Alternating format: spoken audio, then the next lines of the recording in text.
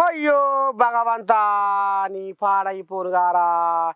దెబ్బ మీద దెబ్బ అన్నట్టు కాదు రో, దెబ్బ మీద రెండు దెబ్బలు అవుతున్నాయి. అమ్మా ఇక ఏడ తట్టుకుంటుంది కారు.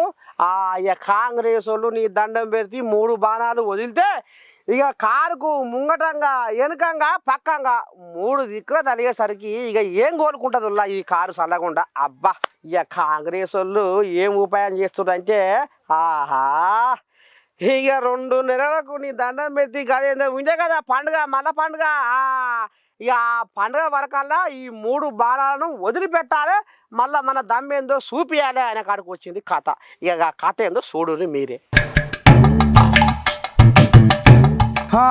అగ్నిదేవుడు చలికాలంలో చంటివాడు, ఎండాకాలంలో ఎదిగినవాడు అన్నట్టు కేసీరావు సారు అసెంబ్లీ ఎలక్షన్లలో నిద్రపోయిండు.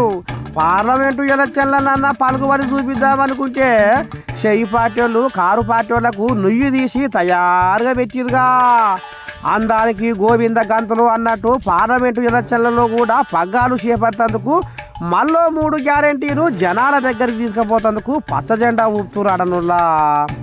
లోక్సభ ఎన్నికల కోడుకు ముందే గృహజ్యోతి పేరు మీద 200 యూనిట్ల ఫ్రీ కరెంటు, చేయూత పేరు మీద 4000 పింఛను, మహాలక్ష్మి పేరు మీద 500కే గ్యాస్ సిలిండరు ఇచ్చి జనాల ఓట్లను మలుపుకోవాలని చూస్తున్నాడనుల్లా.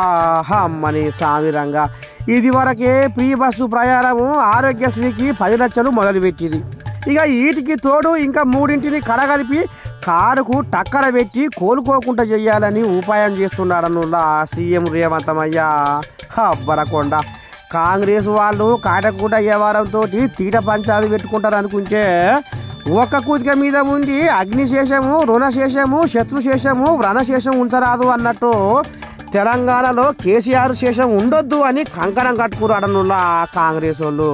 పాపం హడ్డడాలకు ఆత్రపడితే కుంచడాలు దూడ తిరిగిపోయినట్టే ఉందిగా కేసీఆర్ సారు పరిస్థితి. రామ రామ.